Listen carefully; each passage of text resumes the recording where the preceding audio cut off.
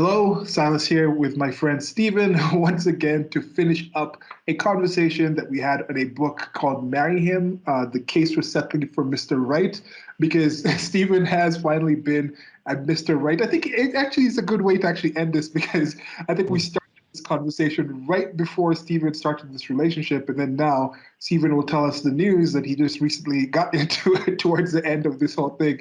So I don't know if the missus had been listening to this conversation between the time would have helped her come to this decision. But Stephen, tell us a bit about the good news and a bit about this book.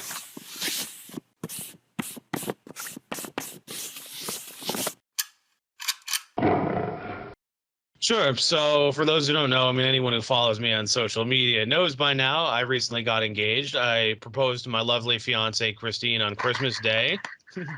Thank you very much. So I proposed on Christmas Day.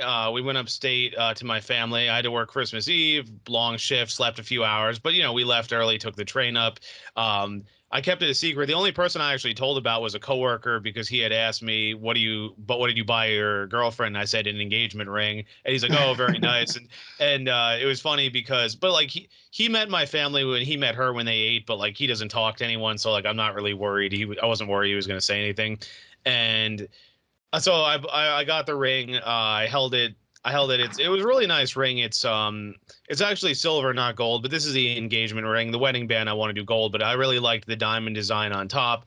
We posted several photos of it. If you want to take a look, maybe we can pull one up on the screen. Yeah. Yeah.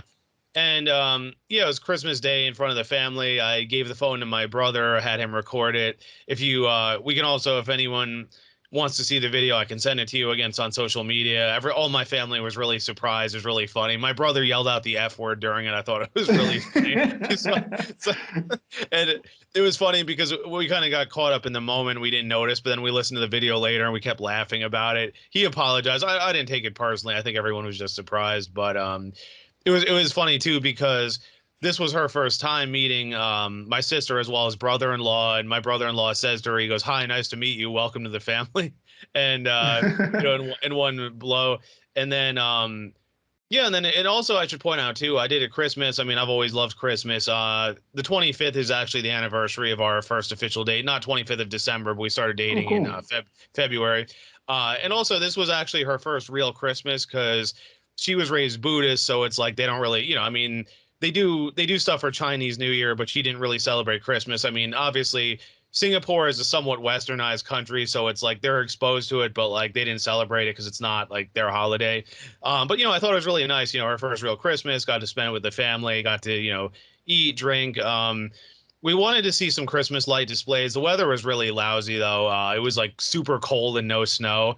For those who don't know, I can show you later too, Silas. We actually have a few miles from where my parents live. We actually have a world record largest private lights display. And yeah, you sent some pictures of that. It's called AirJot. I can show you. They have a page on Facebook. Beautiful. It was so funny. I walked by once randomly during the day, and I'm like, "Wow, what is this?" And then Mom's like, "Oh yeah, that's the one that holds the record." I was like, "Oh, we got to come back." Yeah, beautiful display. Next year, hopefully, come by and see it.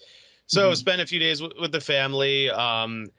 She of course was really happy. It was good. Took a few days off. I had the 2 days off after Christmas, and we were closed Christmas Day, so I was able to relax a little bit. It still felt like way too quick though. Like I felt like 2 or 3 days off feels like part of a day at work sometimes.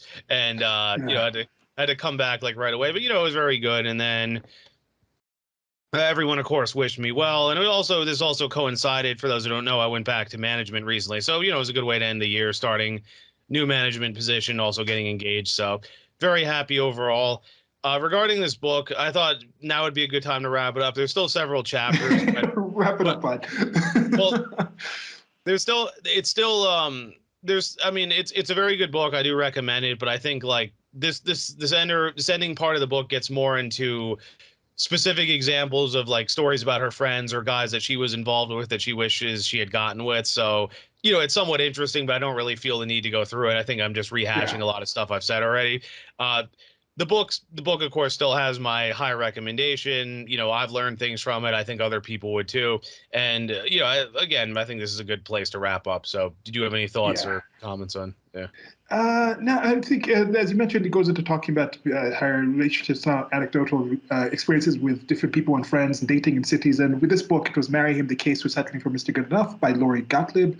And from our estimation, it was focusing mostly on women in cities in the West past 25, 30. I mean, the people who weren't married already, because most of the people who are normally in a comfortable, happy marriage are not really too wondering, why did I marry the guy? I mean, they're already in the marriage, they didn't really need this stuff. But I think maybe it was also skewing for a bit younger, for a bit of a warning for the women who are thinking, oh, let me do this instead. And she's like, oh, maybe find the guy earlier enough or something. But I think to be in that age group was also with Stephen. He's found somebody in his 30s. She's also in her 30s. And I think it's also interesting to see that this is a book not about how negative things can be, but how positive things can be in these relationships of working things out and trying to find somebody. Because I think, in general, being in a happy relationship is preferential to being happy and single. I'm not saying you can't be happy and single, but if you can be happy with more than one person, that's going to increase your happiness than just being happy by yourself. But then I think there's also definitely ways to be happy with yourself, be confident in yourself, be certain in yourself. And I think Lori Gottlieb goes into some of these things also about just self-analysis and analyzing yourself, being the best person you can be, and then finding somebody else out there who's the good enough, not in the negative sense, because good is a positive thing. Enough is also a positive thing. You've had enough. Nobody really thinks, oh, I went to have a meal and then the meal was filling enough. It was good enough. It was a good enough meal. You don't consider a good enough meal a negative thing. You shouldn't be like, oh, it needs to be the best meal I've ever eaten at all times and just have tons and tons of it until I'm just completely full of it. Nobody would look at something like that and say, oh, good enough is not a positive thing when you're talking about food. But I think now when you talk about relationships, I think with friends, it's like, yes, like the relationship I have with Steven, I really value it. Is it good enough? Yes, it's good enough, but there's other parts that are really better than that. But doesn't necessarily mean I have to think like every conversation I have with Steven has to completely blow my mind and put me in a different mindset. And he has to have free time for me. Like nobody really thinks that in kind of other relationships and other interactions they have in their life. Yet it seems like when it comes to relationships, some of the standards and expectations people have is that Cinderella type of thing. And then we also have, of course, another very, very visible visible marriage or relationship between Harry and Meghan. That's in the news right now. They're having their shows, but somebody came up, got into that princess marriage, and she still has issues. She's still talking about she's considered drastic things in her personal life. He's in the top, most privileged family, most powerful guy in the world, and he's still like, I can't really supply this for my wife. I can't really work these things out. We're still working these kind of stressors. And yes, there's a whole bunch of other things being part of the firm that relate to that. But that whole idea, I think even the princesses and princes don't have the princess and princesses marriages that a lot of average people, considering including myself, might have and think this is what I'm going to have if I get married, or this is what I must have before I pop that question. So I think it's good to close up on this book and also get into Stephen to tell us a bit about how he was involved in.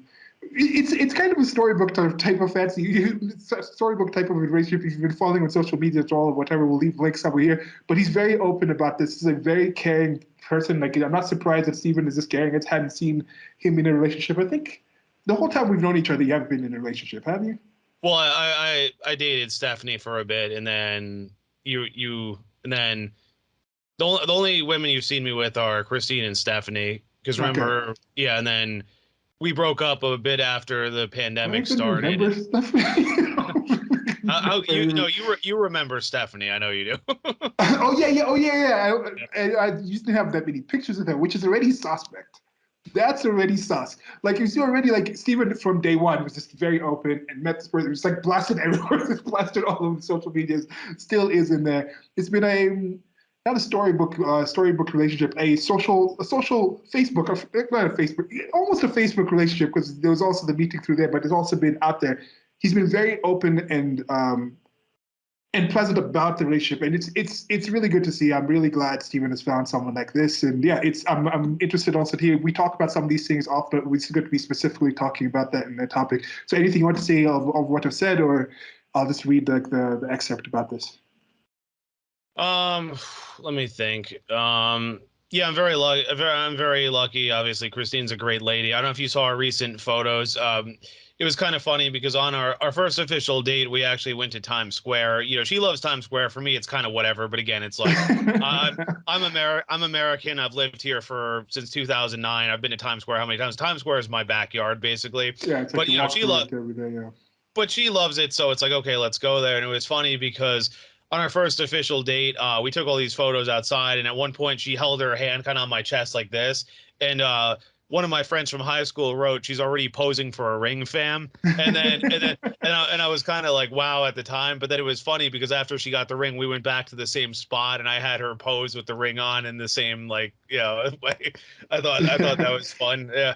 And I was saying, like, down the road we'll have to keep like coming back to that same spot, like next time with the wedding ring, and then when we're older, like, all that, just keep coming back, and we can look back and say, yeah, well, this is where we first went.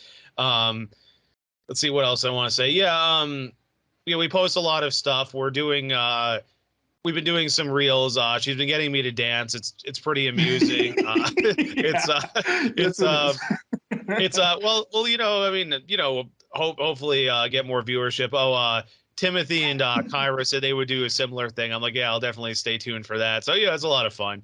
Um, we want to do more cooking related stuff. As you know, I don't have a huge space, but down the line, we did some stuff at the holidays though. Like, I don't know if you saw, she made her passion fruit drink. We posted that. We didn't. I didn't cook much at Christmas personally. I just set up a charcuterie board and helped mom a little. Like, down the road, if we do more holiday meals, we can do some of that. She's cooked a little bit for the family too. Like, she made dad those peanuts with anchovies, garlic, lemongrass, chilies, other stuff. Dad really likes stuff like that. Yeah. So yeah, hopefully go up again when the weather's nice. Let's see, what else was I gonna say? Yeah, I don't think I have much else to say aside from what we already said. I think we can All just right. dive into the yeah. Yeah, we can talk more about that and see, because we have another separate, we have several conversation series with Steven about different things, about different topics, and one of them is a dishing on dish, where we talk about different restaurants and foods and things like that. And those before we were still going out a lot more before the thing happened with the coof and the Rona and things like that. That kind of shut down some things, and then other considerations and things have happened. But now we'd like to transition more into like actually cooking and things like that. So we'll figure out how to do that, because there's even type of things we can just do, like little things where you're cooking while you're having conversation about other topics. We've recently recorded and haven't put it out yet, where we talked about the menu, a movie. So that was like a movie about food, but then this is just kind of transitioning into just having conversations about other topics and a wide range of different things. And with some of the things that we have talked about before, more like manosphere sort of related type of environment that gets maligned in that way of like the big towel type of like this woman hating man, or some of the political things we talk about gets like Stephen to, you're just like a white supremacist, this kind of things. Then you have here this whole white nationalist woman hater over here has found himself a woman, has proposed to her. Like, this is different what kind of things that people just use to like do honestly, it's not someone of the same race, like it's there's certain things I think get completely misconstrued when you're talking about certain topics. I don't really understand. I guess we've kind of figured out why somebody might not be able to face something and have to say it's something else when you're talking about these topics. And to have this book, one of the reasons I think Stephen brought this book to us to have this conversation with, and why I also highly suggest other people read it, is because there's things here being said where you can't just say, oh, Lori Gottlieb, this Jewish woman, is just a white supremacist, man-hating woman who wants to like continue the white race or do these other things, and who hates women. She's coming from a point of view saying similar observations that other people might say in not necessarily the same way, or since they're coming from a different place, it might be easier to kind of say, no, you shouldn't be listened to because you're this other thing. And I think there's some value in that. And Oh, one comment I was just going to make too.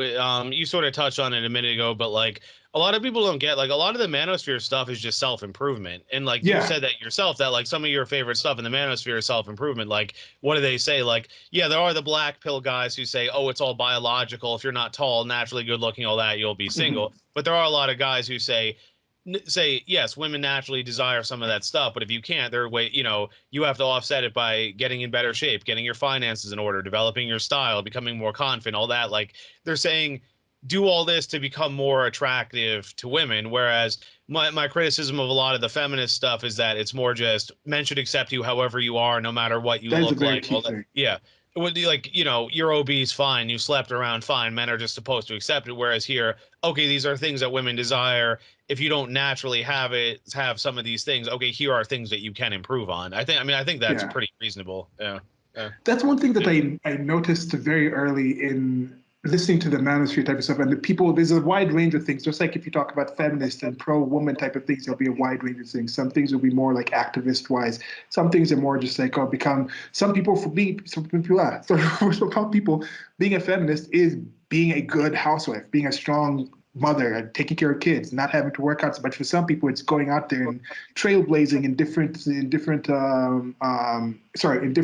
fields where women haven't been. For some of them, it's we need to bring trans women into it and change the idea of womanhood. These are all people who claim to be focused on feminism, on women's issues. So when you look at the manosphere, it's also men's issues coming from different things. But the things that appealed to me the most were the ones where it's like the self-improvement.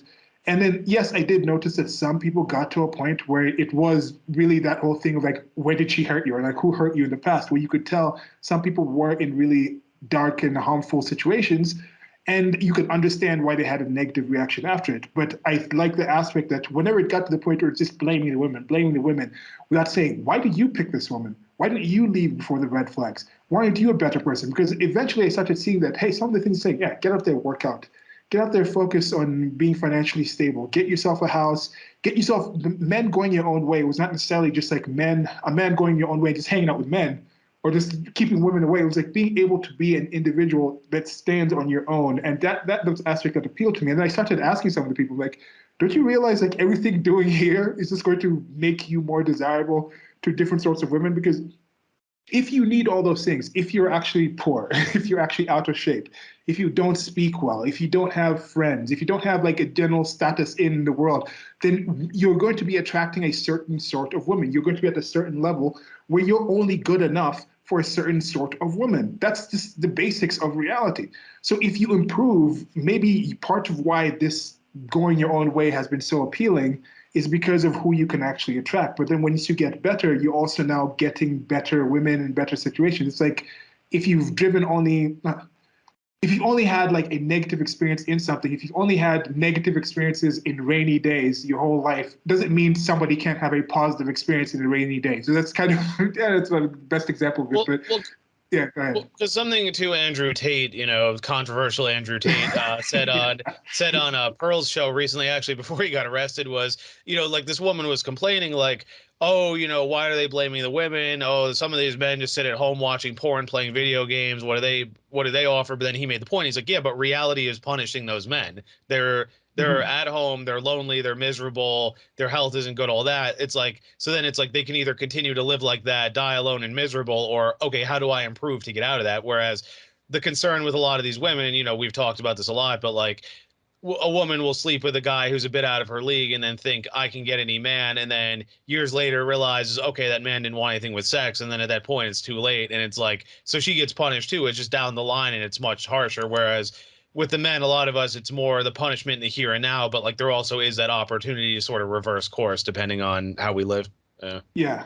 Yeah. And with these kind of things, with everything, it's the stuff Stephen and I got to talk about with his personal relationship. This is coming from his lived experience. Does not necessarily mean to work exactly like that for you. Nothing Lori Gottlieb says has to be followed 100%. But No. even when you say that, when you try to take away Andrew Tate, yes, he's also running a webcam service. So is that webcam service also creating and catering to these crappy kind of, I don't want to say crappy, but these lower, this is not good enough for a long-term stable relationship sort of people. Yes, he is catering to that. He is creating the women who enabling women who are in that mindset to be a webcam girl. Like he's probably not thinking, didn't he say something like most of the women, and this is the thing, he's also a liar, don't take everything he says. Yeah.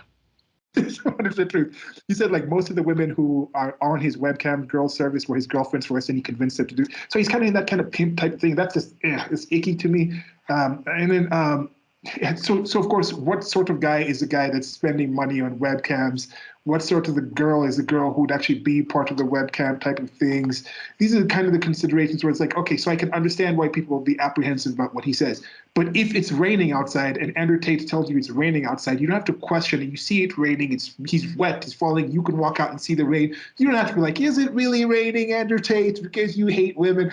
you can still be right. You can still be accurate about certain things. So if some of the analysis and some of the things we talk about here, we've talked about in this series, hit close to home, it's not coming from a negative place. Maybe you just need to analyze and see where are you in that situation. Because for me personally, like I know the situations I haven't done in my personal life to get to a situation where I think I'm in a position to attract somebody who I think would be good enough. And I don't think I'm good enough for somebody in the sort of relationship that I think would be the basis foundation for a stable future relationship to have companionship and then raise kids and things like that. So for me, that's what I know. It's on me to do that.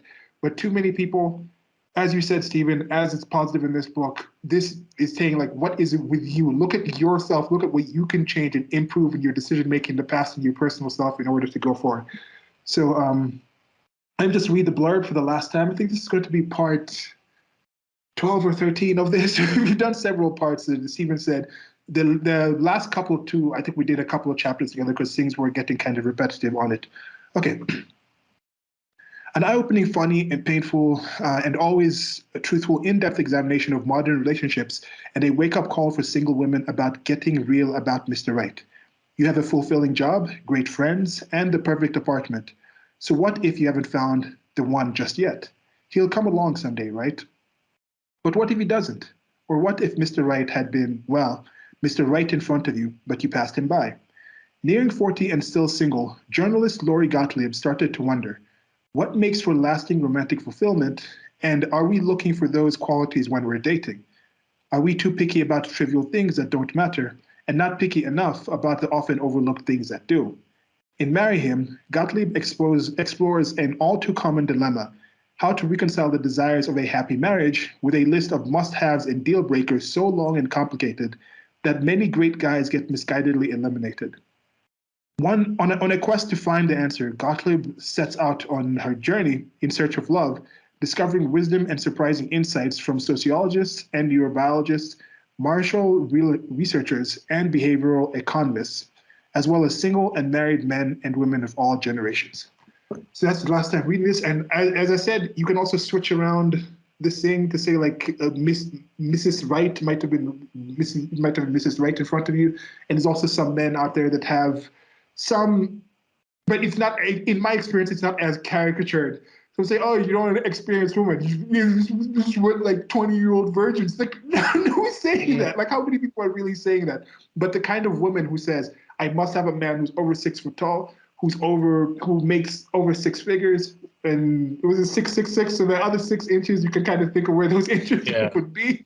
So that is, I think, a lot more common in the West. It's something that somebody can go on CNN and say that on some sort of like mainstream kind of place and say that without being without getting much pushback.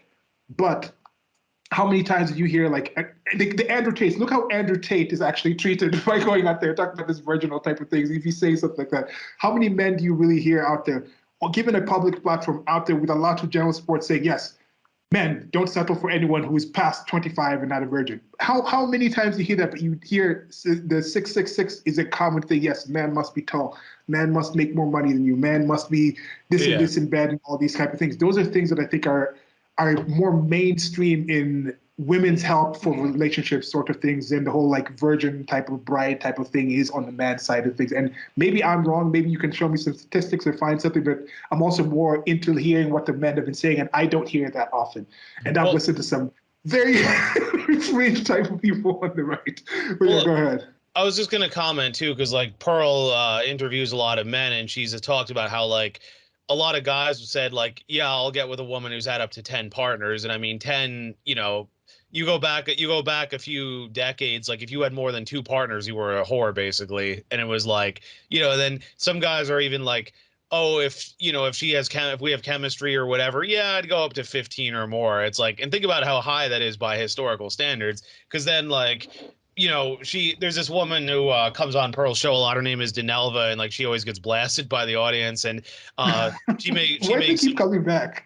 Are they I don't making advertising or something from well other socials, or what happens? Like some well of I these think people are just true believers, or are they playing it? Like I don't think Andrew Tate really believes the stuff he's saying. Like some of the stuff, is like you're just playing an act, right? Like that's not really like this is not real human being, is it? But I don't know. With some of these women, also like, is this real? Like recently, like Kathy Aru, the liberal Sherpa, she used to be on Fox with Tucker, and she would just say some outlandish stuff. And like, this is a plant. I'm like, there's no way this person is real. But then it turns out she was like, put her mom in a home so she could embezzle money. So she's actually a lunatic. Like, I don't know. So I don't know with some of these people. Like, I'm seriously like, in Pearl's show and other shows, it's like, how do these people keep repeating these things? Like, whenever the wage gap keeps coming up, like, where are you? I don't know. Keep going. well with Oh, yeah, some of sorry. them. Like the feminist panel on Vice. What was that? Oh, go ahead. Well, with some of the women, what it is that she is a recruiter, and she says she tries to get on people who disagree because she doesn't want it to be an echo chamber. But the thing is, like, a lot of the women who disagree just like they don't come back because they feel like embarrassed or whatever. And then there was like that one woman that was kind of embarrassed and went on another show and complained about Pearl, but came back anyway. And like some people were wondering, was she doing that for her own clout, like trying to Mhm. sort of like build up her own like following? Um, then It's like I they don't don't know. watch the show before coming onto the show because they repeat things that were said in previous episodes. Yeah. And then I don't know if some of them are, or I don't know, maybe they're hoping that they can change some of the hosts or other people's minds and they'll look better and then they'll get a follow. I don't know. Like, it's hard to say, but like, I think I will say Pearl has said that she tries to get on people who disagree because she says, like, I find it more interesting than just being an echo chamber. Um, but getting back to the body count thing, like she gives Denelva a time because Denelva's like, oh, a guy's not going to get a virgin. She's like, come on, Denelva, you're the type who will say a woman can have whatever she wants, and it's like, why don't the standards? Well, like, why is there that inconsistency? Why is it like I said recently, in the 34 years I've been alive, Pearl's literally the only woman I've heard tell other women that guy's out of your league. It's like, but we hear the opposite all the time. Like, how many times do we hear she's out of his league, she's too pretty for him, she deserves better, she can do better, all that. But like, you rarely hear that said about a woman regarding a man. And it's like, I think Pearl is like the only one, but she basically keeps harping about the point of like, yeah, you slept with some guy, but it doesn't mean he'll commit to you. And it's like, there's a certain subset of the population that, like, because I mean, the majority of women all want the 666, whatever. But like, reality is not every woman's going to get that. So I think some of the women that are less attractive, what they do is they try to use sex, hoping they can win a guy over through that. But instead, they just end up getting used and discarded. Yeah. The weird thing is like they're surprised because they're using their sexuality as a tool to snag a guy, and Yeah, then they get shocked when the guy was using other things to get access to their sex. Like you're both playing the same game.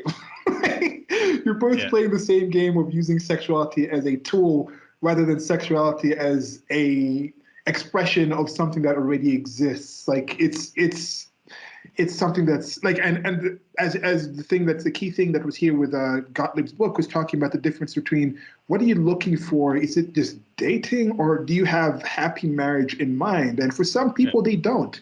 And this is the thing, like some of the we've talked about this from the start. Like the dating rules are things that we're kind of writing on our own because in the past we lived in much smaller communities that had much more stringent ideas of what marriage was. Like you're going to grow up with 2 or 3 ideas of what marriage would look like for you.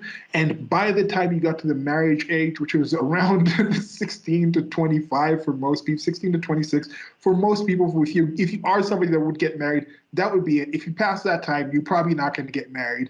That was kind of how the world worked. And in that time, that 10-year time, you probably had realistically 5 or 6 people that fit your location, fit your class, your standard in life. Fit, okay, had some experience there. Might cut this part out if I'm able to splice it together, going a little rant, have some internet connection issues. And then I was talking about how it's a new thing. We're talking about new rules here because we're living in a completely new time, especially if you are someone listening to this, chances are you live in a city or in the modern Western world where people have the opportunities to actually write new rules of relationships. Now we have the ability to actually date ahead of time, plan, and have more control over who we actually get with, marry with, in the means that we do across cultures, across locations, across a wide range of things that were not even available for most people in the past. Like we talked about the princess marriages things.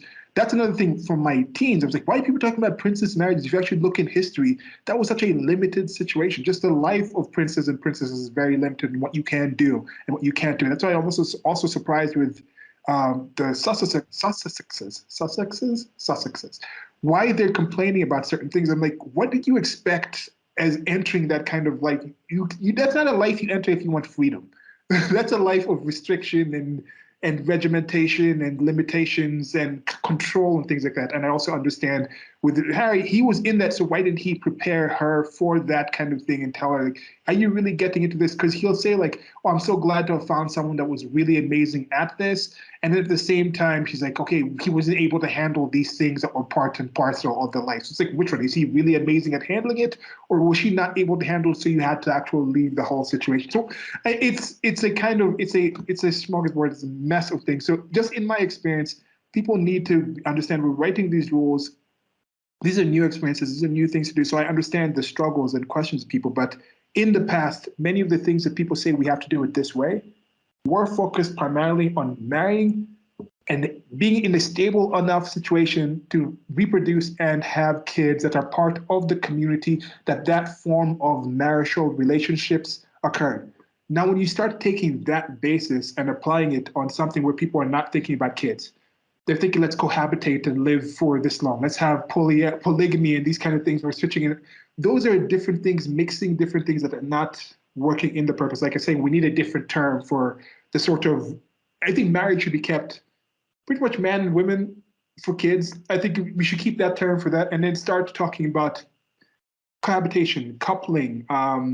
We should invent other terms for the sorts of relationships that other people are developing that don't involve dedicating yourself to one person to raise other people's in a specific community. Because I think a lot of relationships are not, people aren't getting to the point of marriage, but using marriage rules, or are trying to get to marriage using rules that don't lead to marriage. If that's something that you think is, and also how did that apply to you? Like what were some of your personal thoughts? Because we talked about this before. What are your personal thoughts and ideas about marriage before you even got into this relationship? And then as you were getting into the relationship, when did you start thinking, like, oh, this is actually somebody that fits? Those ideas in your mind already. That's why you even selected for somebody to begin with. Like there's certain things where if somebody didn't fit some of your expectations, you wouldn't have even dated them to begin with, right? Yeah. Well, I mean, it was a combination of things for me. I think one challenge, and I think we may have talked about this before, is that as you get older, dating gets tougher because it's like a lot of the quality people tend to get married very young. I mean, there are exceptions, but for men and women both, but it's also like, men and women will always complain like, oh, it's hard meeting a good person, and it's like to a certain extent, there's a good reason for that because like if a person's very quality, they're going to get snatched up like very early on. So, I kind of get that, and I've still been getting my life together in some ways, financial, career, a little more of a cut path. Christine was actually, I think we mentioned it, but she was actually engaged, but her fiance died tragically. So it's like if things had gone according to plan, she would have been married, probably have had kids by now. But, you can't plan for those sorts of things. And I think for certain people, too, just, certain guys, especially like when they're coming into their own, because my dad was my age when he married my mom, but they were together 3 years prior. And then it was funny. Mom was telling a story about how my dad's 7 years older than her, and I guess she has a good friend, they're still friends, who said like, oh, why isn't he married yet? Oh, he's so much older than you, how can you do this? She ends up marrying a guy who's 12 years older than her and who's older than my dad. So it's like, life is funny that way. But a combination with Christine, I mean, you see my posts, like, loving and supportive, and I've never had a woman that's been so devoted to me. And it was interesting because I told my mother that, and she was saying that my grandfather, her father, actually said that about my grandmother. Because the thing was, my maternal grandfather, we can put up some pictures of him. He was a very good-looking man when he was young, and he was very athletic. He was a top student, ended up making all this money. So he had a lot of women who were interested in them. Like I think mom said even one of her childhood friends had a crush on him for a while or something. Um, but he had said regarding my grandmother, you know, she was a very pretty woman too, but like just the level of devotion that she had to him and how concerned she was with his well-being. And I see that with Christine as well. And it's like, I definitely don't want to take that for granted. And at the same time, I think she has a lot of good, you know, sort of domestic tendencies. Like she always, you know, she's very cleaning. She cleans, very organized. She can cook really well. You know, we have different cooking backgrounds, which I think is interesting because, you know, we can kind of learn from each other there. Um, and I don't know. I'm kind of at the point too. It's like I don't really see dating. I didn't really see dating around as being worthwhile at this point. Like you know, I think you know Christine's very special to me. That's why you know I want to marry her. And it's just like I think if I kept dating around, I think it would just be a lot of meaningless dating that doesn't really lead anywhere. And it's like, what's the point? Like, I want to, you know, I want to date with purpose. I've wanted to date with purpose, I should say. And, you know, when she and I met, we had a very honest conversation about like, oh, do you want marriage? Do you want kids? All that. And, you know, not right away, obviously, but it was like, you know, okay, are we both dating with intention, with purpose, or is it just fooling around? And, you know, Pearl has harped about that as well because she's 25. You know, she's obviously a little bit younger, but she's like, she doesn't want to end up like these other women who just sleep around with all these guys who hope, oh, eventually one will marry me. When it's like, no, you just get used, you know, and discarded. And um, you know, because people will say things like, oh, you know, well, maybe people having sex that makes them happy, whatever. But I'm like, I'd have to imagine that if I went back in time and asked these girls when they were younger, like, what do you want out of life? What do you want in a relationship? Nobody is going to say, oh, I want to sleep around with all these guys and end up alone. Like, I mean, Yeah. nobody wants that long term. It's more that's a byproduct of you pursuing men who don't want you for anything other than sex and then being used. And it's like, you know, at some point, like I don't defend men manipulating women, leading them on and all that, but at some point it does kind of fall on you to say, okay, where is this going? Is this going anywhere? Like I made the analogy last time and I have since that like it's like saying, oh, I stage at a 3 Michelin star place. I'm a 3 Michelin star chef. No, if they hire you, if they move you up, then you can say like, okay, I'm Yeah. more at that level. And like, I was going to embellish the analogy a little bit. I was going to say like, maybe getting hired is like the serious relationship. Maybe becoming like a higher sous chef is like being engaged, and maybe becoming the head of the kitchen is getting married. It's like, okay, if you're executive sous chef and there's three people gunning for the chef de cuisine role and you don't get it, like, okay, we can say that's pretty close. But it's like, if you just stodge there and they say, thank you for your work, best of luck, it's like, you can't say that's a serious Yeah. long-term thing, you know? And in addition to that, with the whole situation of getting towards marriage, you know, some people, there's a common thing that's heard, like, oh, I mentioned marriage and the person ran away. In some cases, like, hey, if you mentioned marriage early, like you two of you talked about it early, and somebody said, okay, and then you both agreed. If somebody says, oh no, and then they're not the person you're supposed to marry. A lot of people say, why didn't they change their mind? Why didn't Yeah. they make what can they do to make that person? That's kind of a situation where maybe, and I occasionally hear this with a woman who's, I occasionally hear this with somebody who's been in a relationship for a couple of years and say, okay, we bring up marriage. Or the inverse is like, we just met and we brought up marriage. I think you should bring up marriage as soon as possible if it's something that you want to do in a relationship. And it's a test. It's part of a test. If the person has a negative reaction, make your decision. You can stay with that person and complain that this person doesn't want to marry you, or you can leave. The second you're thinking it's a topic, there's ways to broach it. And yes, there's that whole expectation, or the man is the one who's supposed to propose. You know, there's still this situation like, what? It's probably down like in the West. It's still probably, we're talking about equality. How many women have actually asked a guy out? If you're listening, how many do you think in the world actually have? How many women have actually proposed to the man to marry them? Mm. In this time of equality and men can do the same thing women can do the same thing men do, there's still some roles where they're like, no, this is the man to actually ask you, the man to bring this topic up. These are the things. And that's not necessarily negative if you were in a situation like Stephen and I, who understand individuals are different. Then when you talk about groups, there's going to be different expectations. Everything good for the goose is not good for the gander, otherwise it would all be geese. And we're not. There's a reason there's actually differences in these things across cultures and across people and across sexes. These are just typical things that are kind of accepted.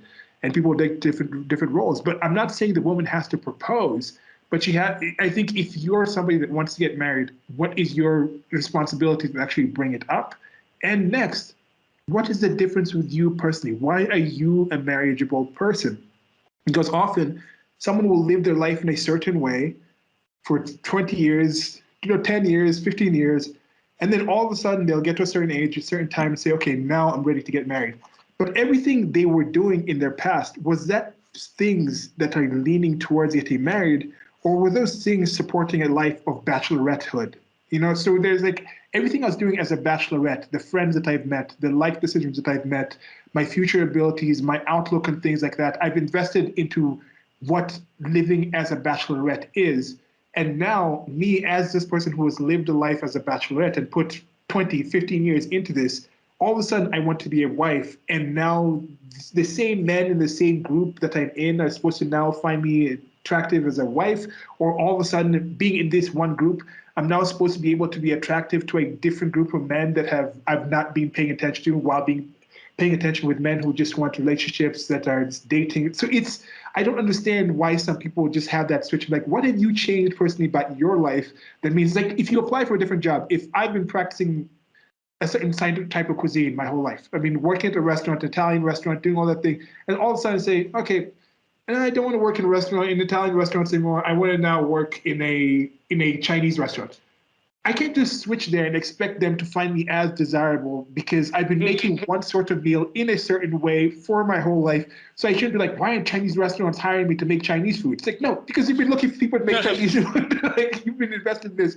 So it's on you to show that I can actually make Chinese food. I'm buying different ingredients, trying different ways of meals, trying different servings. Now, once you've done that, but a lot of people get to a point and they say, okay, now I want this other sort of life when I've invested in this one sort of life. And what was the expectation from the friends that she was talking about in the book? Were they women who were saying, I've actually changed things in my personal life, and now after a year of changing things in my personal life, I'm still not getting people to marry me? Or have they just been living life exactly as they were before for the years that they weren't married? Well, I was just gonna make one comment. Anyone who's listened to Manosphere, you probably heard this many times, but it's always the point about women control who has access to sex and who gets born. Men control relationships. And like, I was thinking of a conversation on Pearl's show where this woman said, like, I've been single for 10 years, but I've been sexually active. And then like Pearl basically bluntly said, like, it's like, well, the men you want don't want you. They only want you for sex. And she's kind of like, oh, that's your opinion. It's like, but it's not. It's not. It's the It's not. It's reality not. of it's a, No, yeah, because it's like I'm because pointing then out the world. because then the guy says to her, he's like, okay, well, like, okay, why do men propose marriage? It's because if it's a man, especially one who's highly desirable, if he's willing to go to a woman and say, okay, out of all the women I could potentially have, you're the best. I'm going to commit to you. I want to build a life with you. He's like, but you're not going to get down on one knee, give me a gold Rolex, and say, will you be my husband? No, it's the other way around. But it's like you as a woman have to convince the guy to do that you're the best he can do. Like, you know, it's controversial, not for us, but for a lot of people, the whole thing about, is there such a thing as a high value woman? And they also say about a woman being chosen by a man. Like, one example I was thinking of, Joanne Woodward, that was Paul Newman's wife. Like, you would say she fits that criteria because Paul Newman was very handsome, very, successful, wanted by how many women, but he chose her out of all the women he could have had. And the fact that he committed to her out of all the women he could have had, it's like, that says a lot about her. But it's like, if he just slept with her and a bunch of women on the side, it's like, again, who cares? It's like, there's young, pretty women everywhere. And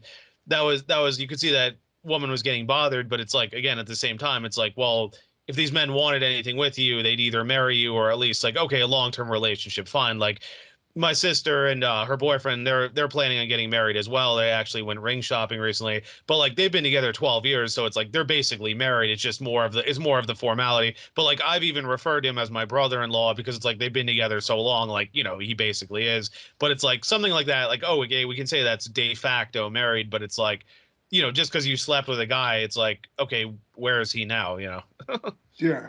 And that's kind of one thing we're talking about with that relationship. I don't know how atypical that might be. And yes, do think there are certain stresses and things where certain generations or certain people will be raised to think I have to get married in a certain way, but then they're told that without being also raised and in the environment that was similar, that their previous generations that they care for. There's things that are kind of unknown in this. And this is also a big aspect of this with the schooling indoctrination complex. We have many conversations about that, how there's certain things about social cohesion and social awareness that seem to be dropping at the same time that the kids are all having a supposedly similar positive group sorts of childhood raising and all together. But at the same point, these people coming in this sorts of environments, like I think there might be a connection with being more educated, being more schooled, and being more single and unhappy in the rest. They might be a correlation to this. It might just be correlated and not like related. It might be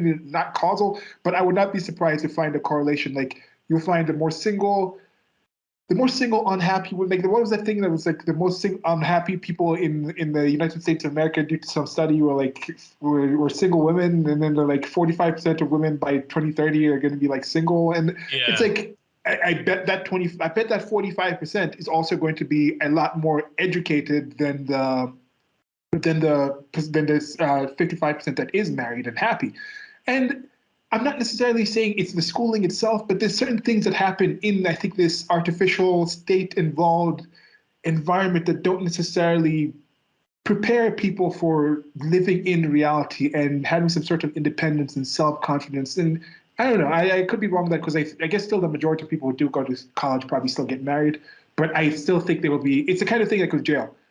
Majority of the people in jail weren't abused as kids or not kids of single mothers. No, majority of people who were abused as kids or kids of single mothers don't go to jail. But majority of the people in jail who were abused as Yeah. kids and are kids of single mothers. So that's the kind of relationship I'm saying here. Like there is something about that kind of childhood that seems to be correlated to not being as happy and fulfilled in what the people themselves claim they want out of life as the people who kind of have that focus and start investing their time on getting towards that for a different reason. And I think this is also something, the same thing, the purpose of the relationships of the past. And we also talked about this in the several series we've done about schooling, where the purpose of schooling in the past is not what I think most people think it was.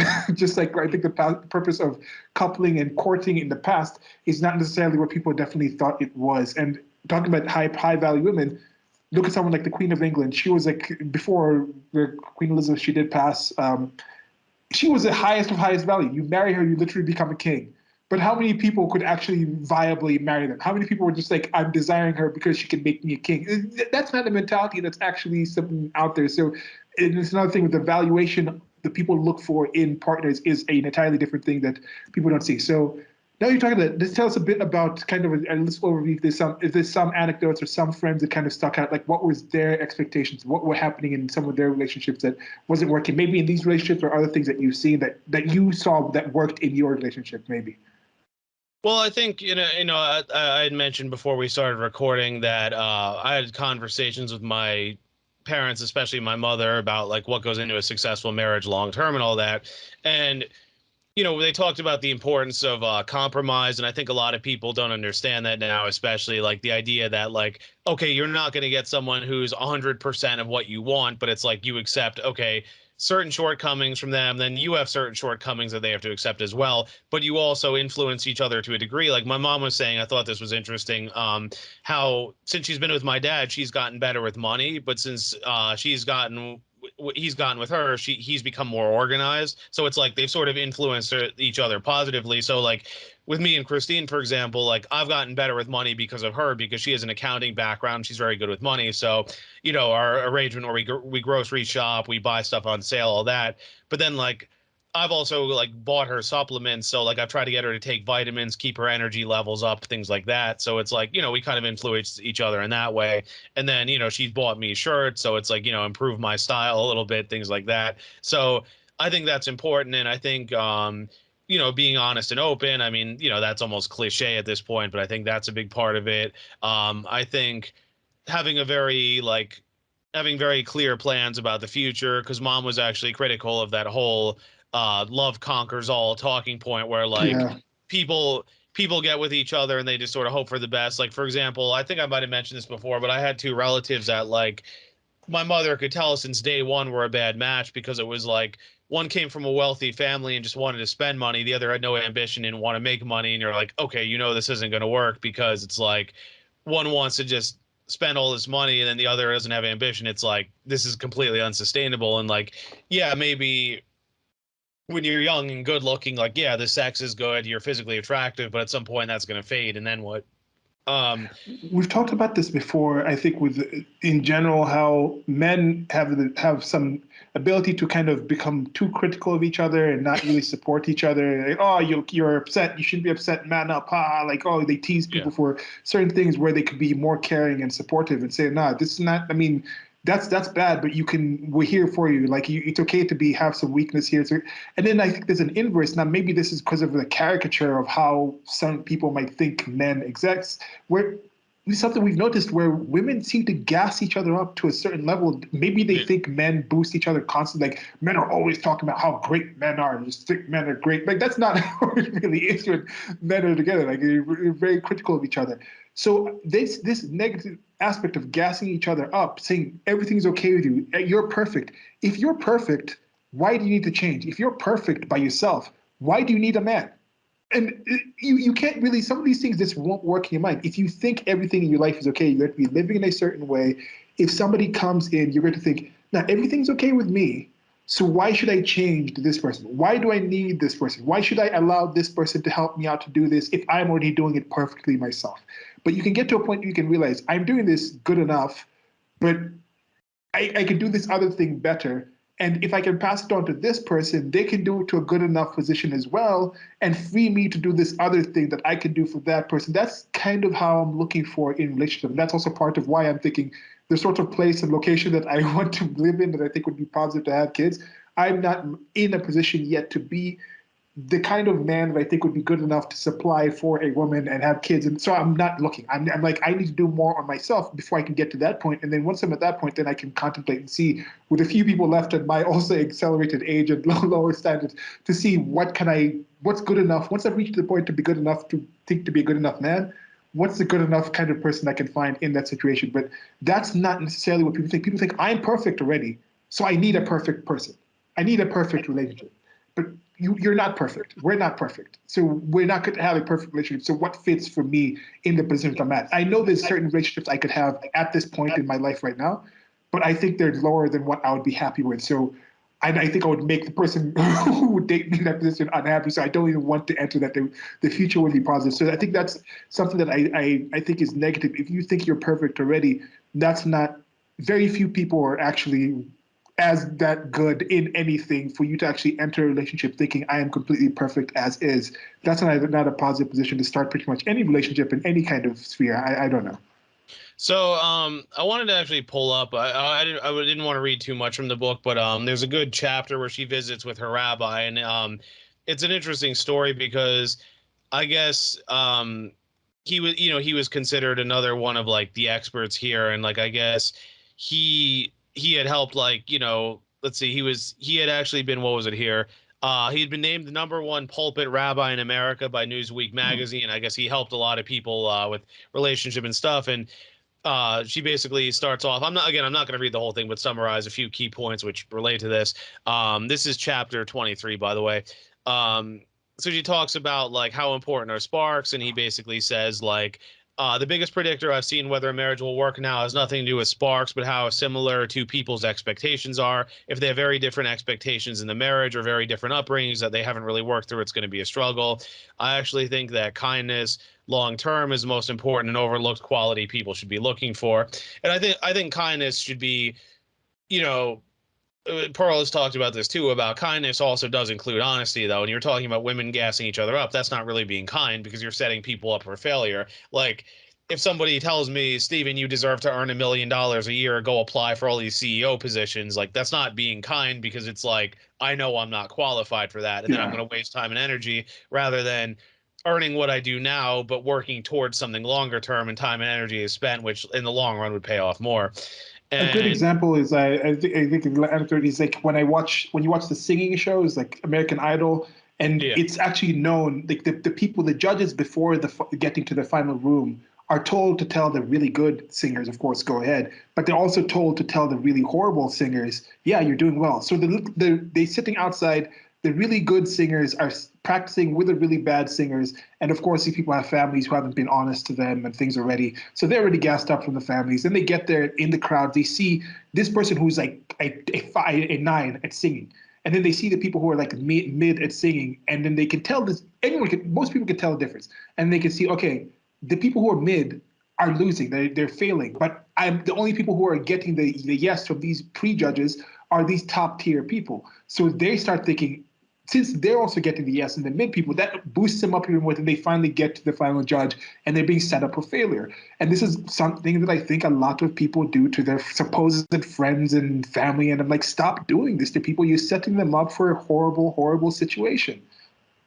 Well, like, I don't know if you ever listened to that clip. I think you may have in the past, but rest in peace, Kevin Samuels. But he talked about like how modeling scouts work, and he was saying it's a lot like American Idol, where it's like you go to this open call and it's like, okay, strip down to your underwear, and they basically pick you apart. Like, okay, your hair is wrong, your teeth are wrong, you have a blemish here, you have acne here, and it's like a lot of people just crack under that pressure because it's like you're being picked apart. But then you have to realize, well, if they're looking for 1 or 2 models, there's all these people applying. They have to be picky and they have to be brutally honest. And it's like in real life, a lot of people make those same judgments. It's just people don't say everything that they think. But it's like if you just tell people like, you're beautiful no matter what or whatever, then that's how you have all these false expectations. And then it's like down the road, oh, how come I'm single? How come these guys don't want me? And it's like, well, you're shooting out of your league, but it's like people weren't honest with you. And then to a degree, a lot of these people aren't honest with themselves. And it's like, I realize it's not easy for everyone to hear, but it's like, you just have to do it at some point, All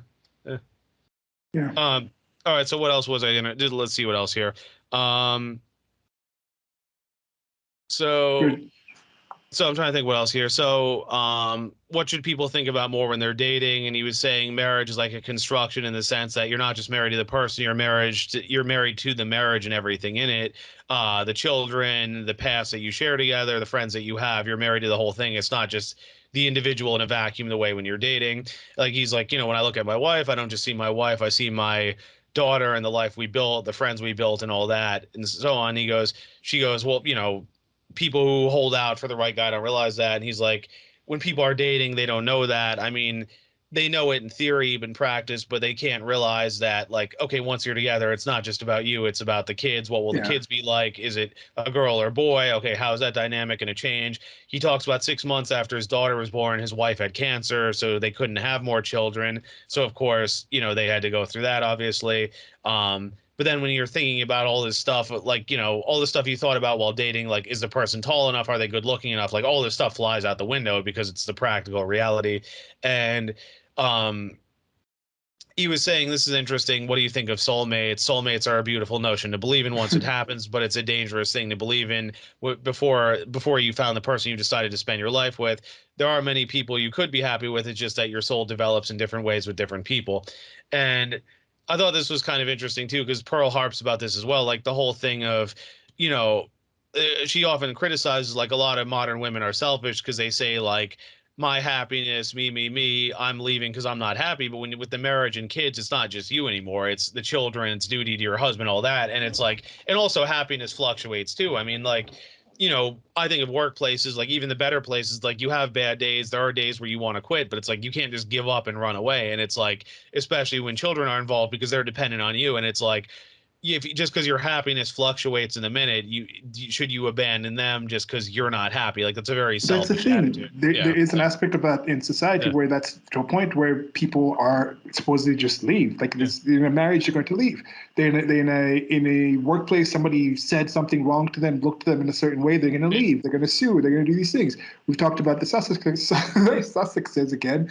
Like they've been through certain things and they decided we have to leave, and now we're going to have this thing. And it's the different standards, and I'm not making 100% judgments and saying those aren't issues. But does every issue require you to completely abandon the thing? And this is something I ask myself already. Like, there's a lot of things like I don't participate in because I'm like, I don't really think I'm at the point where I think like it has to be completely at this level of entry before I even enter. I have to be confident I'll be able to maintain this. And that has resulted in me missing out certain things and certain chances and not taking certain things. But then at the same point, I think leaving certain things at a certain point earlier than I think what other people might stick through has also led me to go to other places. So that's what I'm saying. With these wide range of opportunities and things, there's certain aspects of life that's one thing that you can do. But realize that when you get into a marriage, that's what I'm saying. We need a different term for these other things that other people seem to desire. It's not marriage. Marriage should be a contract. It should be an agreement to say, we're going to do this. Two of us are coming together to create this new unit, to do this new thing that we cannot do by ourselves. So someone's like, just being a single mom and out there and raising kids is the same as being in a happy marriage. No, it is not. It is by definition not. That is why there's an institution like marriage. Otherwise, we wouldn't have that institution. It would just be the same thing, say, do whatever the hell you want. Being a single dad is not the same as having a mom, a woman that can actually support you. It doesn't even have to be a girl that, okay, there's certain things a father and a daughter might not be able to speak on. But there's also certain things that a father, like a son might be gained from seeing a older woman. This is a sort of woman, like you talked about, you've talked to this with your mom, you've had a close relationship. That's having your mom in your life has helped you being able to find and model and see this is the sort of woman who's successful at this sort of thing. If you're lacking that, that could be a big gap. And how are people not making this connection? The lack of fatherhood in certain situations, and then you have women who are not really understanding how to pick a better man because it's been told you don't need men. A lot of the women themselves are not really around quality men in their childhood, and then they get to the point they don't have women in schools. So the first time they actually see like a responsible male adult doing a certain thing in a certain way and being out there in life might be like when they're in their 20s. And you're like, and we're surprised why women in their 20s are not being able to find an actual quality because they haven't seen someone like that in their life in some cases. Yeah, it's a weird situation. Well, I was gonna say too. I haven't checked it out yet, but Pearl's actually started something called a wife school, and she actually has a woman come on who's raised a family, and they talk about like Huh. raising a family on a budget and all that. And I thought it was very interesting because I wish I remembered the numbers. This is in England, so I'd have to do a conversion. But she talks about she raised a large family on an income that actually wasn't that high. But she was Mhm. explaining, like, okay, we don't live in London. We live out here. Okay, I cook from scratch. Okay, we buy clothes on sale, like all this budgeting stuff. And the criticism today is that a lot of people, and again, they've noticed mostly with women, is that a lot of them aren't willing to sort of sacrifice the lifestyle for the family. And that's where the whole selfishness thing comes in because it's like, oh, would you have kids if you had to eat out less, you couldn't get your nails done all the time, you couldn't get your hair done all the time, all that. And a lot of them say no. And it's like, well, okay, but then you're putting yourself again, it shows like you're putting yourself you care more about your own image and validation than you do about bringing another life into the world and building that. Now, Yeah, that being said, like I'm not saying every woman has to have kids, every woman has to do exactly. that, but at the same time, it's kind of like I knew a woman, for example, who would complain about money, but like and she did work a lot in fairness, but she was also one of those like, oh, I have to have the nice apartment, I have to eat out all the time, I Yeah. have to travel all the time, I have to. It's like, yeah, you can do that, but that comes at a price. And for me, it's like I've sort of reprioritized where going out to eat isn't as I mean, obviously I loved eating out, but it's like what it costs now, especially with inflation and everything. Cutting back drinking, it's like cocktails are like 16, $18 a piece now, and it's like, what what what It's you always been spend. ridiculous even before Yeah, before your engagement. It's been ridiculous. I mean, even before, but it's like, again, like, what do I get out of going to bars? It's like, I'm not Yeah. looking to meet any women at this point. Like the only time I went to a bar recently was at my job. There was actually a couple that got married recently, and they were really happy with their dinner, so they invited us out after. So like we socialized a little bit with them, and I found out like it was cool actually. The bride was from Massachusetts, and she was Polish ancestry. So I told her kind of about my dad and like his friends and stuff, kind of a similar story.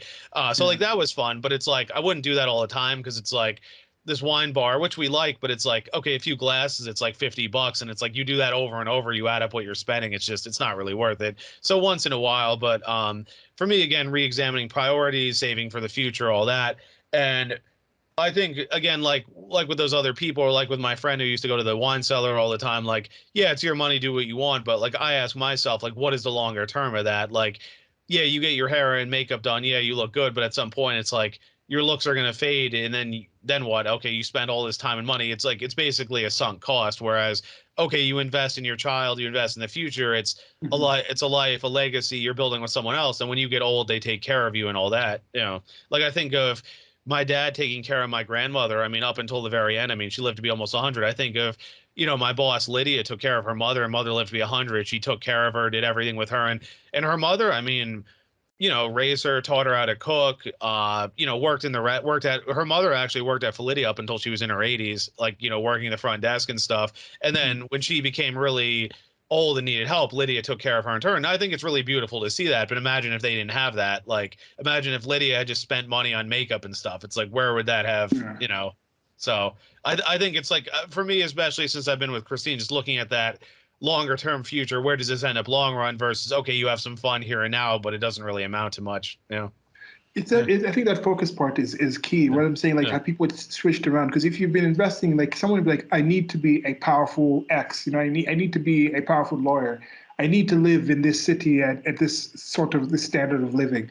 And then in order to do this standard of living, I feel like I should get a husband or a wife that's like this. I feel like I should have these sorts of friends or behave in this certain way.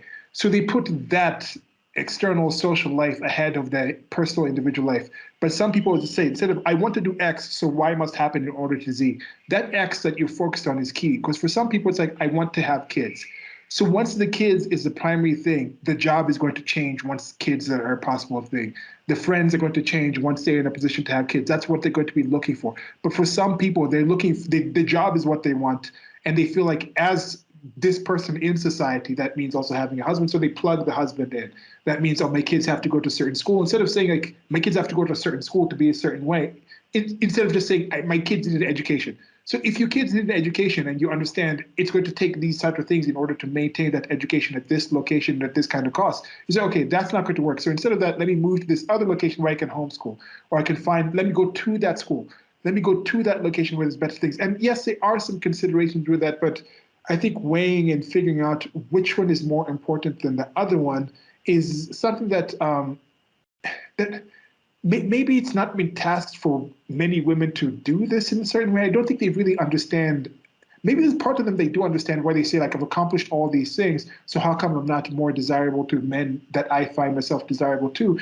Because maybe there's an understanding that they get that men are doing these things, they're getting that high power job. They're trying to be a more assertive and strong in decision making these things because they understand that makes them more attractive. And their end goal is to find a woman who will be able to have kids with them. So maybe they understand that somewhat, and that's why they still do that and think that. But I don't know. It's hard to say. Yeah. Yeah.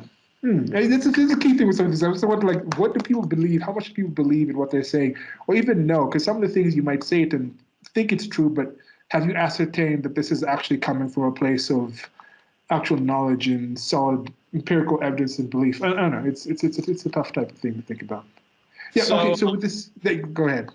I was just going to resume reading. Did you have? I don't know if you had Okay. Yeah. any Go ahead. more No. No. Go thoughts on. ahead. Go ahead. Go ahead. So basically, the rabbi talks about he once broke up with his wife when they started dating. He actually was saying, like, she wasn't what I expected for a wife and all. The person, like, she met kind of went against that.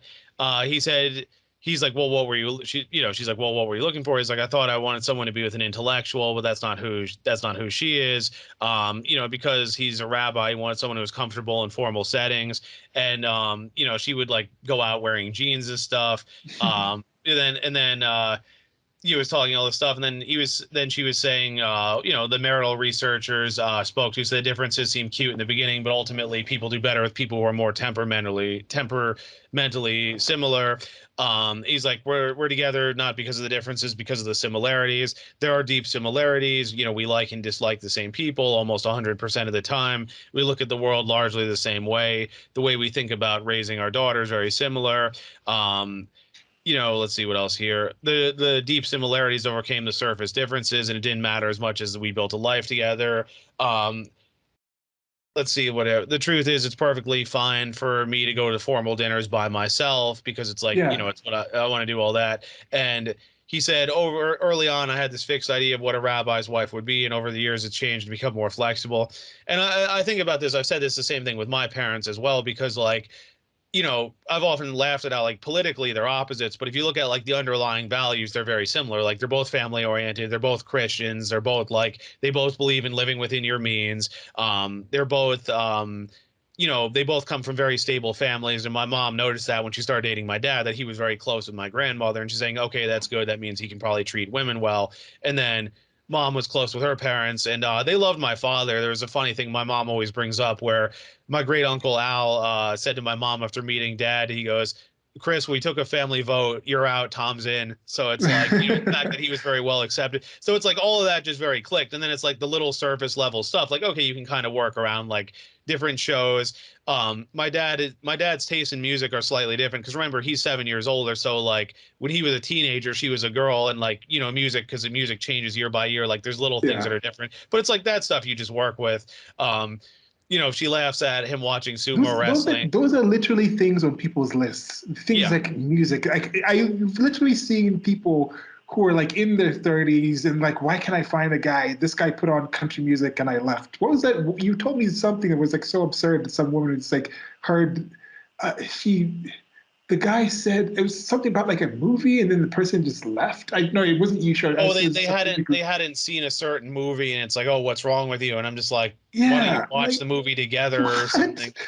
I used to have some of this in the past where I thought if you value something, you must find somebody who values that thing too. And it's not quite right. If you already value it, you're already good. You can still participate.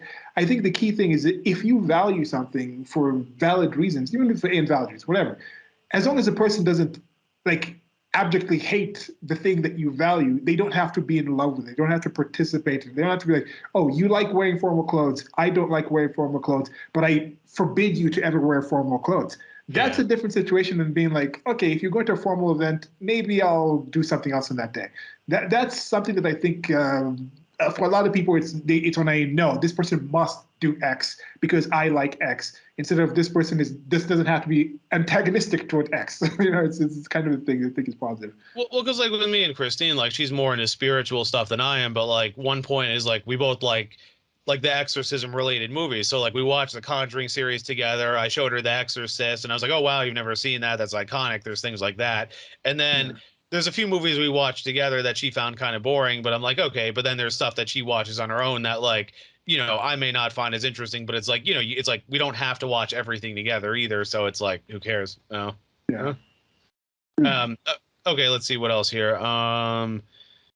So what Talmudic wisdom do you give couples right before they get married? And he says the common thing he says it's not Talmudic, it's actually from early on in the marriage. But you know, and they talk about, let's see here. He talks about getting his wife to take out the trash. The wife got told him to take out the trash. He was like, in a minute, yeah. Um, and then he came in a few minutes later. The trash was already taken out, and I knew this. This is what my mother does. She didn't want to make me feel bad.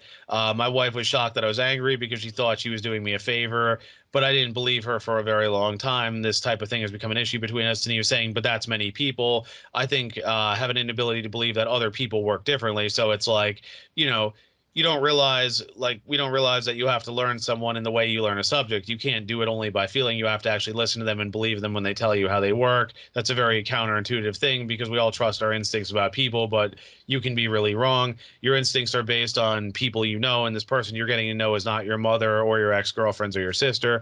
So one of the things I tell young couples is that they need to be open to the fact that they will work differently from each other and from the families they grew up in, and that they have to respect that and listen to that. In dating, people break up over these things. They miss the opportunity to really get to know the person. They Yeah. dismiss people without really understanding them, and then they wonder why they can't meet anyone and they're still single. Another thing I think I mentioned is my mom talked about when she met my father how he dated terribly, and her like female friends gave her a time for that, like, oh, how do you date a guy who dresses like that? And it was kind of unusual for her because my maternal grandfather had a white collar job, so he had like tailored suits, starched collars, all that. And then you know, and then on my dad's side, it's like the women tend to dress pretty well, but I mean, my paternal grandfather, he had all blue collar jobs, like so he just never really saw a reason to dress up, and my dad kind of emulated that. But over time, my mom helped him with fashion and so on. But it's like, you know, she's like, I wasn't going to write him off just because I didn't like his clothing style, because like in the grander scheme of People things, do it's like, that. yeah, it's like who is, People you know, totally do that. yeah. Um, so then she talks about here how this relates to Sheldon. That was one of the guys she talked about dating. She talked about how the guy she dated wore a bow tie to a movie, and she's like, I guess I should have dressed up more and saw the bow tie, and then she explained like, well, the reason he did this was that when this guy was a boy, his grandfather always wore bow ties, and his grandfather was his best friend. So one day he told his grandfather, when I grow up, I want to be like you. And his grandfather said, you want to be a dentist? He said, no, I want to wear a bow tie. And that became a running joke. So he kept doing it. And then she was charmed by the story that she actually liked the guy more. And she thought like, oh, this guy was a dork. He wears these pink polka dotted bow ties. But then she realized like, okay, there's a certain sentimental thing with that. And then she talked about the relationships, just, everything she'd thought about them, from the rabbi, the scientists, the marriage researchers, everything. She had seen them. She realized like, okay, if she had applied all this, it would play out positively in her own life, not just the men that it would apply positively in her own life as well as the lives of other people. And that's the end of that chapter. Then she gets into her different female friends. There's a Claire, Alexandra, Hillary. They each sort of explain like, okay, here's what I did wrong. Like, okay, I had to get over myself. I'm not going to read it all here. It's worth reading, obviously, but they talk about Okay. like they talk about some of the lessons like from these people that they applied themselves, and they got better results because of that, and how All right, that's if good. they if they hadn't applied this stuff, they would have gone down the path of holding out for that perfect guy and ending up alone and all that. And Oh, that's good. So in the end, these people have relationships. They end up getting married and things like that. Most of them, at least the ones that want to. yeah, that's what it sounds like if I recall. It's been a little while since I read it, but it sounds like, okay, they Yeah, we applied a started lot this of a that. year ago. Yeah, So it's yeah, over a year ago. Yeah, we yeah, started. I think we started this in 2020, 2021. I think we started like the first one was like November 2021, the first recording we did. yeah, and then there's sort of like her final thing where she basically talks about basically like, okay, here, yeah, I think you kind of know how it'll go basically. Like, okay, here's the stuff I wish I had known when I was younger. If I had Mhm. applied it as well, I would have probably stuck with one of the guys I had dated. I would have had a child with them, raised a family together. Um, and then like, then she talks about a few other female friends here. Let me see here. And then, yeah, just how like, this is empowering in its own way, despite what the feminists will tell you. And um, then let's say, then like, I'll just read the last few words here. The good news is, if you want something different, it's available to you. It might take some time to change, but that's okay, because how many years did it take for you to develop these Yeah. sabotaging attitudes in the first place? 10 years ago, nobody told me the things I learned in the course of writing this book, or if they did, I didn't listen. You can't fault anyone for not telling you, but you can blame yourself for not listening. You Mhm. want to think that your ideal guy will magically land on your doorstep tomorrow? That's fine. You want to look at how you might get more reasonable about the way you date so that happiness comes by easier. That's fine too. Remember, the choice is yours. You have the information. The rest is up to you. And then the epilogue, she walks through there are some of the female friends where they are now. So yeah. Good, good, good, Yeah. good. Okay. Yeah. It's Yeah. really Good yeah. content. Again, book has my high recommendations. She writes a little acknowledgement section like, here's all the researchers, here's all the friends who were willing to contribute. Yeah, Mhm. very, very, very worthwhile book. I highly recommend it. Again, men or women both. I think ideally I'd like, college, maybe even high school age people to read it, but who Yeah. knows? They'll listen to you. And I'm saying again, I am also pro marriage. It's not for everyone. If you're in a situation where you think you don't want to get married, I think it might be worth analyzing why don't you want to get married. Is it more about your personal self, your experience with the marriage that you see in your life? Does that mean you're somebody that's going to be stuck in that as well? Can you break out? It's just like I'm not against people being strong and self-reliant on themselves. I think it's the same things I think somebody would do to have to be a better person as an individual, also make you better as a partner for somebody else. This is in all fields. It's not just marriage, but especially in something when you're creating a better person and when you want to get married and have kids and start a different life, or even just get married and have the companionship, because that's a key thing as well. Yes, the older you get married, some of your friends are together, then they have kids, and then you start getting involved in their kids' lives. And then as you get older, it's going to be tough. And it's a different time we're living in. I'm sure there's going to be different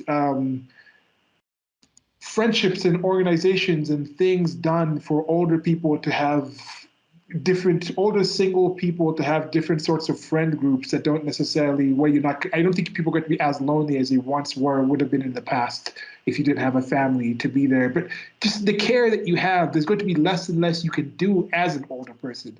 Certain things that used to be entertaining, like I know I used to be able to just like get a series of stuff and just binge a series and be like, I'm just gonna watch this series for an entire weekend, just 20 episodes or 10 episodes or something on the weekend.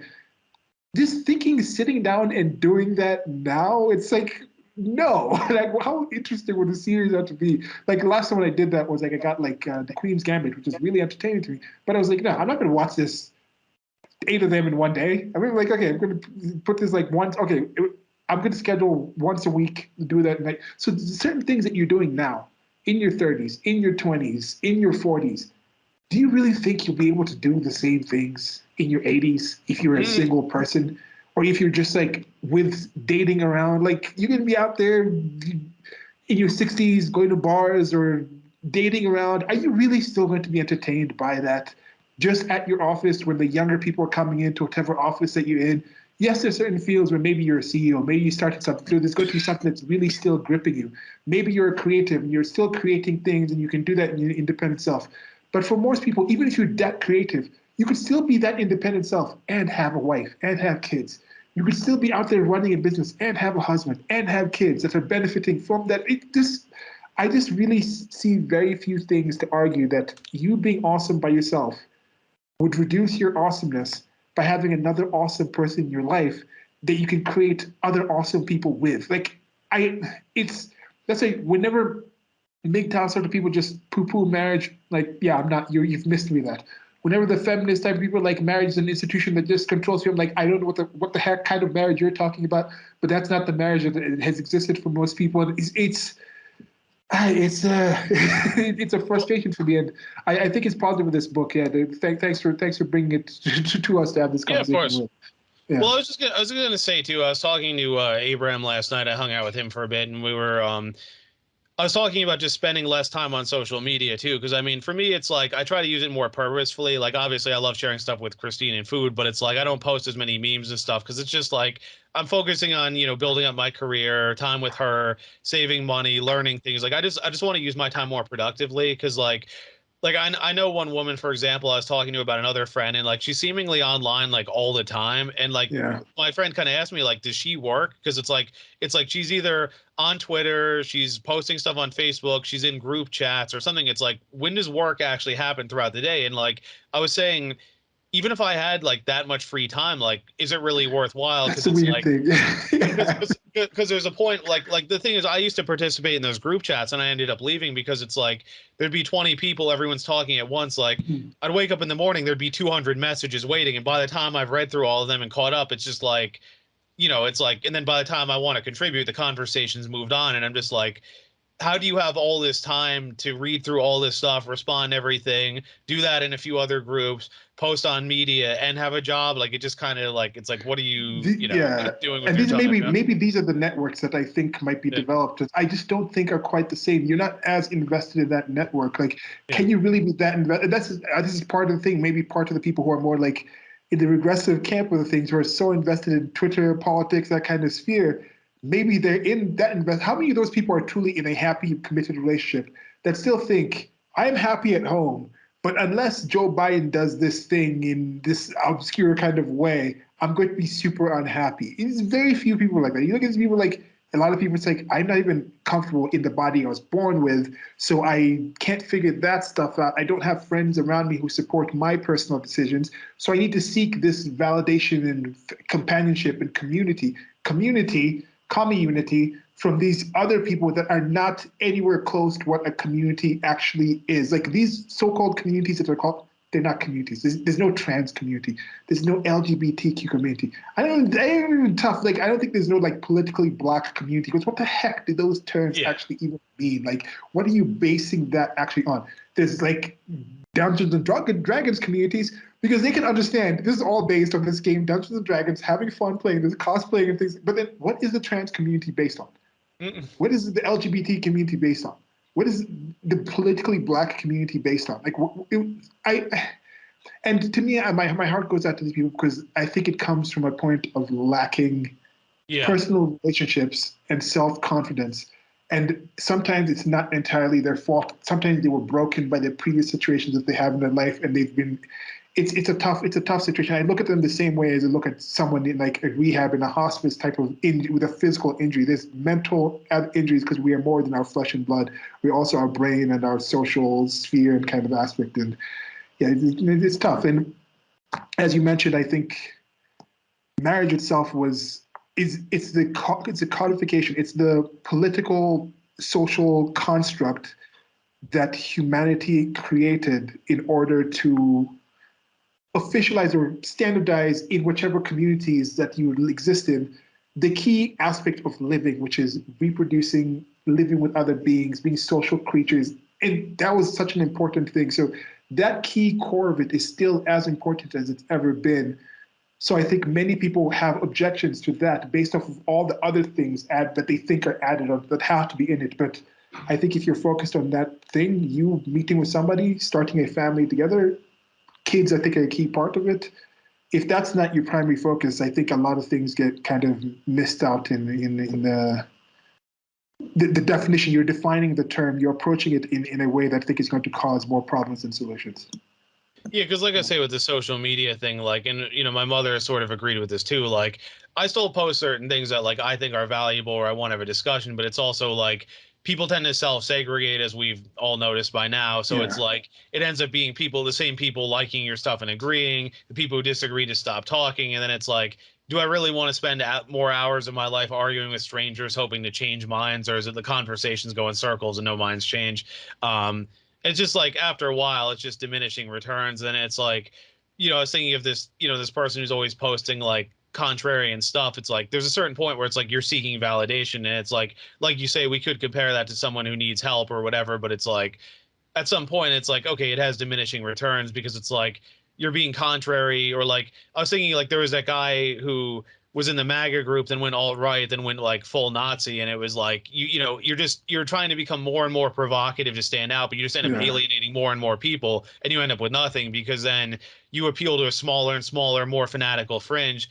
And then if you try to walk it back and say, oh, I've changed or whatever, people don't believe you because it's like, oh, you're just doing it for attention, or your reputation has suffered so much you're trying to rehabilitate it. But at that point, like you really can't. Yeah. Yeah. Yeah. Yeah. I've enjoyed this day, especially when we ended this up. This wasn't planned, of course. Like, I mean, it wasn't unplanned because it's not like he just, we plan to have these kids. I plan to meet this person.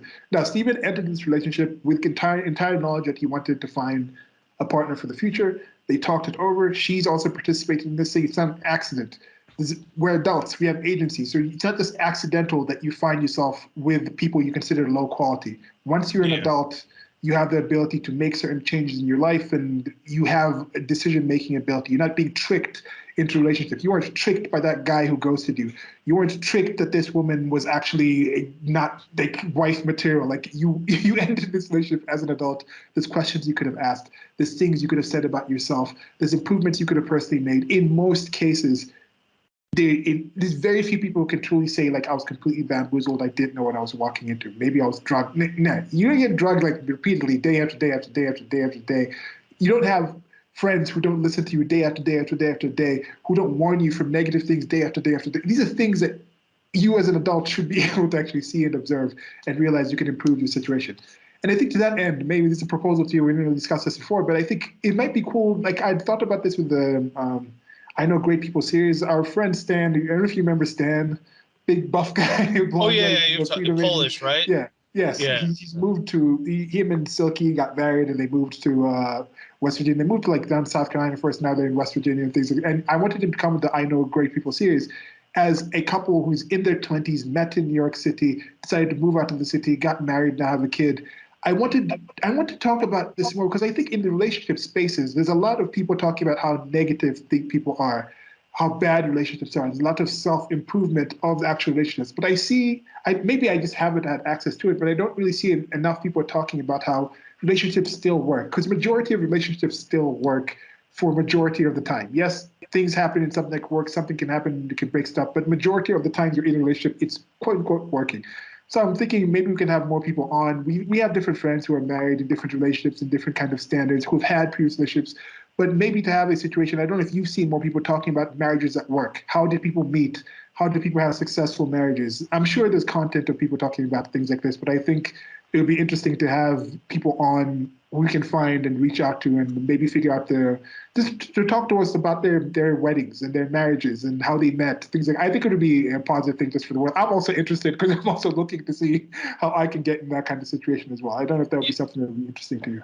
Yeah, I was gonna say it'd be cool to have my parents on. I mean, Yeah. I don't know how they are at setting up Skype and stuff. I mean, I'm sure I could show my mom. She has a laptop and all, but I'd be curious to have them on because they've been together. They've been married 37 years, been together for 40. So it's like they Yeah. definitely have some stuff. I mean, if my grandparents were still alive, I'd ask them too. But unfortunately, I'm trying to think if I have any other relatives that are still that would be interested in participating. I think Yeah, with them, because it's just we did this series of like marry him. Maybe we could call this series "I Married Them." I yeah, married them. And so we yeah. just talk about like how people actually are. I married them. I'll marry. Yeah. So I think I think that's something that I would be personally very interested in. I think it's just it would be a positive, happy sort of situation where it's like, yeah, let's talk about marriages. Let's talk about successful relationships instead of just why relationships don't work or the better things you need to do. Let's talk about the ones that actually have worked and highlight that. I think that would be a positive thing.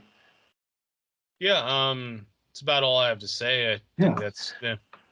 Okay, so last question I have is what were the potential what were the other potential ways you thought of proposing? Like once you had it in your mind, like this is the one. How long did that take? Then were you like, okay, how did it come to you that that's how you're going to propose in that means? Like what was kind of walk us through the process? Yeah, we talked a bit about the relationship. I know how y'all met and things like that. But how long did it take for you to finally be like, okay, this, and then from that point, the development process of the proposal and things like this? What were the things you had in mind? Well, I think I'm not sure exactly when I decided for sure. It's interesting because my mom had told me how she and my father were together 3 years before he proposed, but she said she would have married him after 1 year. And like for us, like we're at Okay. about a year. But I thought like I feel like we both had in-depth conversations about what we want, like where we want to go, all that. Like I said, all the things that I love about Christine, her loyalty, devotion, all that.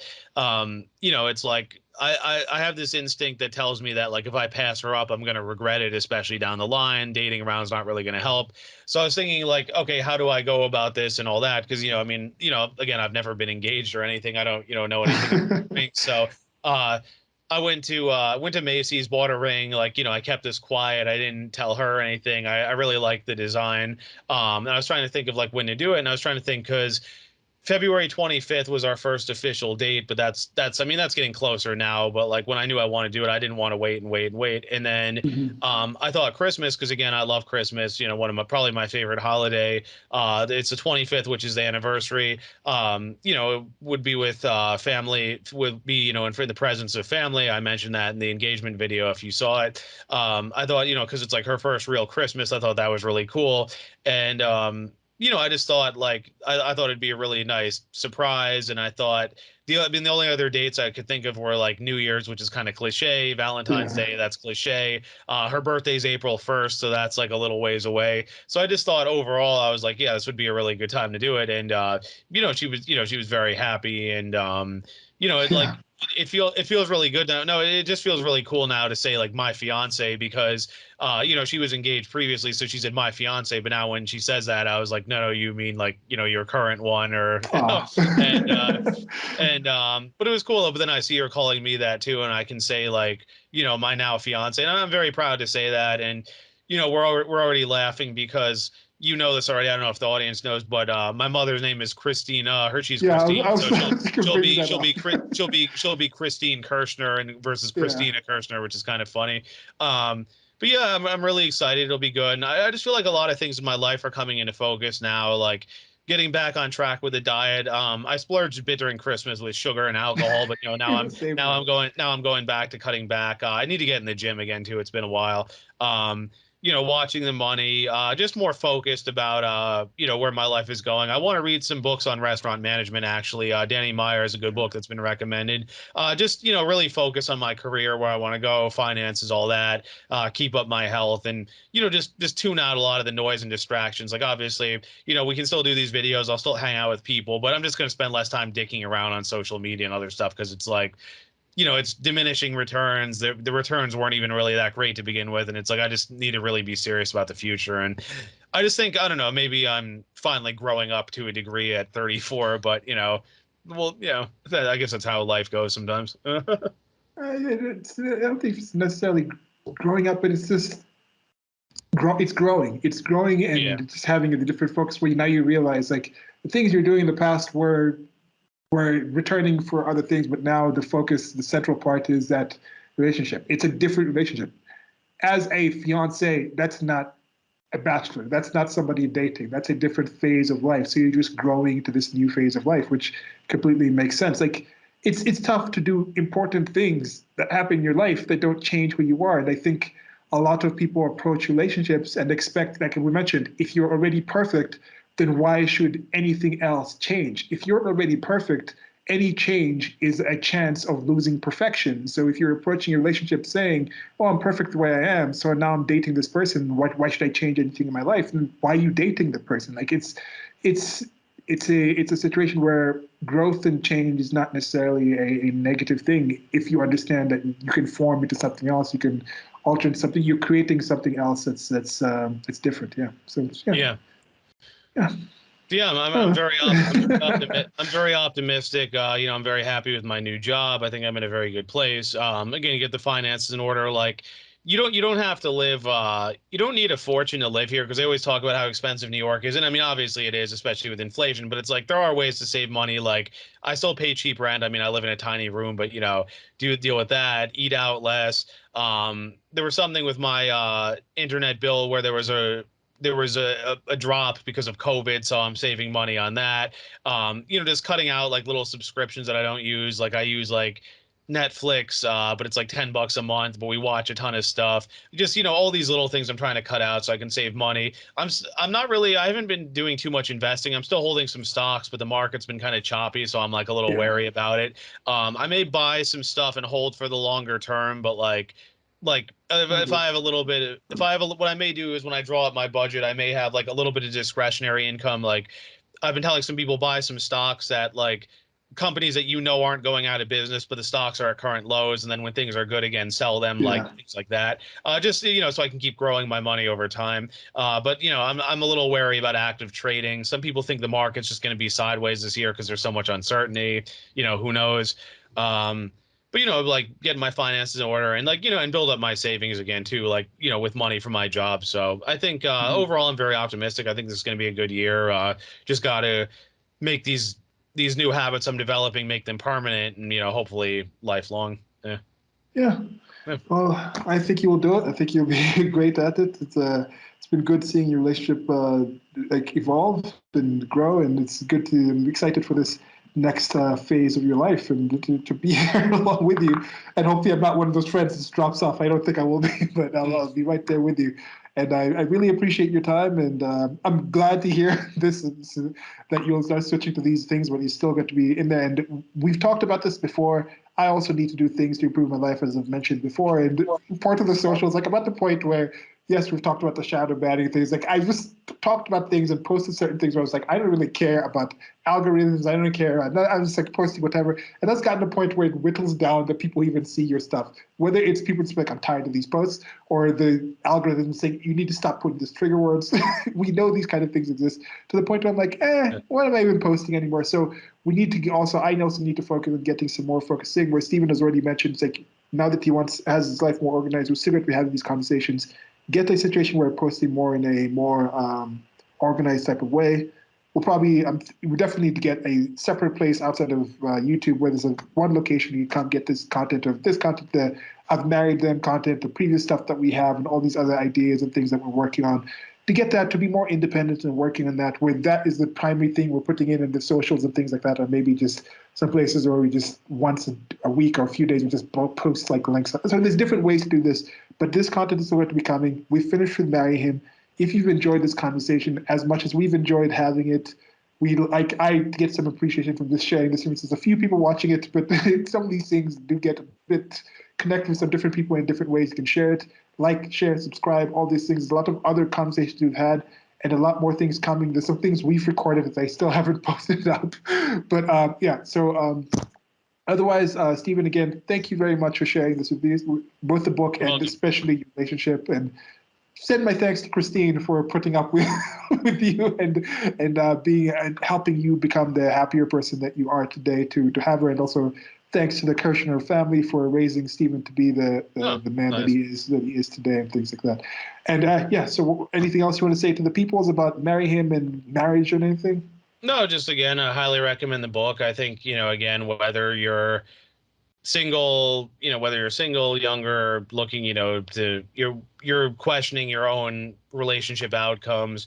I think, I'd be curious to hear too what people who have been married, what they think of it. Like, okay, did they find that this is true? Like, what do they think of the rabbi's speech?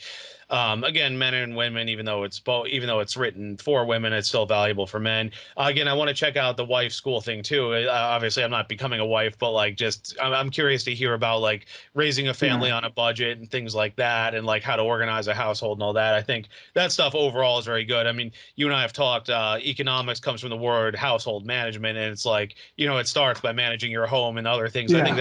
I think that's that expression. Get your own house in order first. And how suspicious is it that that's one of the courses that was dropped from like K through 12 school? I still had home ec when I was in middle school or something. That was in the 90s, but it's dropped now. Like, what are these people doing? You will owe nothing and you will be happy. These people, these damn dead bastards. That could be an angle we take on this. Once we talk about the marry them thing, we have a couple on, introduce them, and then occasionally we bring up little snippets about relationships and things like that. Maybe ask them, they come back on, or they tell us a bit thing. Yeah, we'll definitely work on that. I think that'll be a good series. I think it'd be fun. Yeah. All right. Yeah, an adult grown-up series as well. Okay, so guys, gals, and everybody else in between, thank you very much, and goodbye. Goodbye, bye.